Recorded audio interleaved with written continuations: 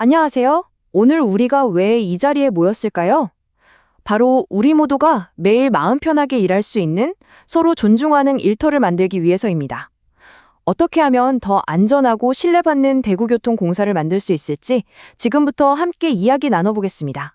결국 시민들의 신뢰는요, 우리 동료들 사이의 신뢰에서 나오는 거거든요. 내 옆에 동료가 안전하고 존중받는다고 느낄 때 비로소 시민을 향한 최고의 서비스도 나올 수 있는 거죠. 우리의 약속은 바로 여기서부터 시작됩니다. 자, 오늘 우리가 살펴볼 내용입니다. 먼저 왜 이 주제가 우리에게 중요한지 우리의 약속을 확인하고요. 그 다음엔 꼭 알아야 할 핵심 개념들을 명확히 짚어볼 겁니다. 이어서 실제 사례를 통해 현장의 목소리를 들어보고 문제가 생겼을 때 기댈 수 있는 안전한 절차, 그리고 마지막으로 함께 만드는 문화로 우리의 다짐을 새겨보겠습니다. 자, 그럼 첫 번째 약속부터 시작해 볼까요? 이건 단순히 법을 지키자는 차원을 넘어서는 이야기입니다. 서로를 존중하는 문화가 왜 우리 공사의 성공과 더 나아가 우리 모두의 행복에 꼭 필요한지 그 근본적인 이유부터 함께 생각해 보겠습니다. 이런 잘못된 행동 하나가 마치 조용한 연못에 돌을 던지는 것과 같아요. 그 파문요, 피해자 한 명한테서 끝나는 게 아니거든요.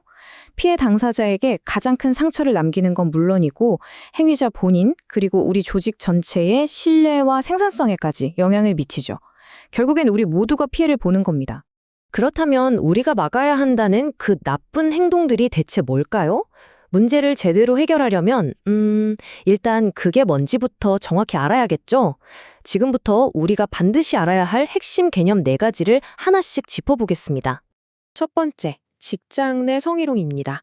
여기서 제일 중요한 건 지위나 업무 관련성이에요. 그러니까 상사가 자기 지위를 이용해서 원치 않는 성적인 농담을 한다거나 그걸 거절했다고 일에서 불이익을 준다? 바로 이게 직장 내 성희롱에 해당합니다. 다음은 성폭력인데요. 이건 성희롱보다 좀 더 넓은 개념이라고 보시면 돼요. 직장이든 아니든 상대방의 동의 없이 성적 자기 결정권을 침해하는 모든 행위가 포함됩니다. 힘의 차이를 이용했다는 점은 비슷하지만 그 범위가 훨씬 포괄적이라고 할 수 있죠. 스토킹. 이건 한 번으로 끝나지 않습니다. 반복성과 지속성. 이게 핵심이에요. 원치 않는데 계속 연락하거나 지켜보는 것처럼 불안감과 공포심을 일으키는 행동들. 이건 명백한 범죄 행위입니다.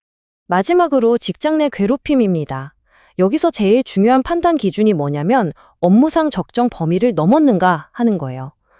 업무에 필요한 지시와 개인에 대한 괴롭힘은 분명히 다르잖아요. 지위나 관계의 우위를 이용해서 한 사람을 신체적으로나 정신적으로 고통스럽게 만들면 그게 바로 괴롭힘입니다. 괴롭힘이라는 게요, 꼭 때리고 욕하는 것만 있는 게 아니에요. 은근히 따돌리고 말도 안 되는 업무를 던져주고 심지어 개인적인 심부름까지 시키는 것, 정말 다양하죠. 이런 행동들의 공통점이 뭘까요? 바로 한 사람의 인격을 무시하고 일할 맛 안 나게 만든다는 겁니다. 자, 그럼 이런 정의들이 실제 현장에선 어떻게 나타날까요? 이론만 들으면 좀 막연하잖아요. 우리 주변에서도 충분히 일어날 수 있는 실제 사례를 보면서 이 개념들을 좀 더 현실적으로 파고들어보죠. 이건 한 운전기사님의 실제 진술입니다. 운전이 마음에 들지 않는다며 운전 중인 제 머리를 때렸습니다. 잠깐만, 상상해보세요. 내가 운전하고 있는데 뒤에서 누가 내 머리를 때린다고요? 이런 환경에서 어떻게 일을 할 수 있겠어요? 자, 그럼 한번 생각해 볼까요? 방금 우리가 배운 개념들에 비춰 봤을 때 이 행동은 과연 어떤 위반에 해당할까요?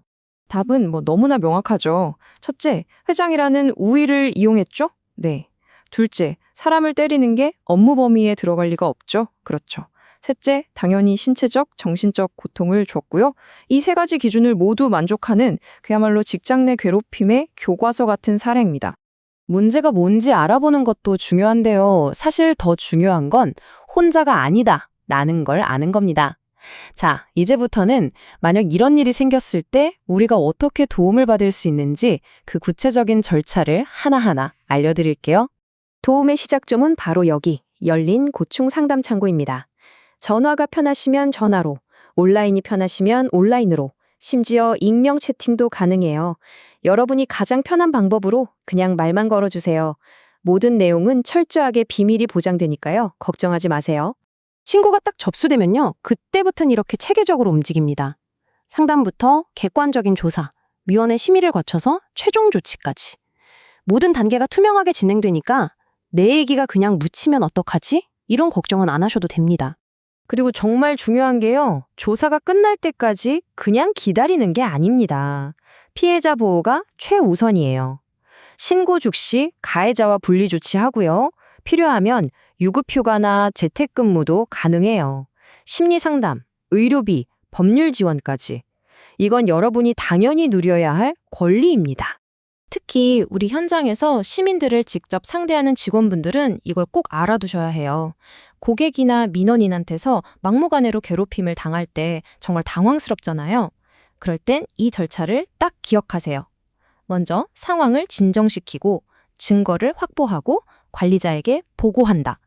혼자 다 감당하려고 하지 마세요. 그럴 필요 없습니다. 자, 그런데요. 이런 모든 절차나 규칙보다 사실 더 근본적으로 중요한 게 있어요. 바로 우리 스스로가 매일매일 어떤 문화를 만들어 나갈 거냐 하는 선택의 문제죠. 이제 우리의 공동 책임에 대해 이야기해 볼게요. 존중하는 문화는 누가 만들어주는 게 아니에요. 바로 우리 한 사람 한 사람이 만드는 겁니다. 만약 내가 피해자라면 용기를 내주세요. 만약 내가 목격자라면 외면하지 말고 손을 내밀어 주세요. 그리고 우리 모두는 동료로서 서로를 존중하며 함께 일해야 합니다. 이게 바로 우리가 함께 지켜야 할 약속입니다. 오늘 이야기 들으시면서 여러 생각이 드셨을 텐데요. 마지막으로 스스로에게 이 질문 한번 던져보면 어떨까요?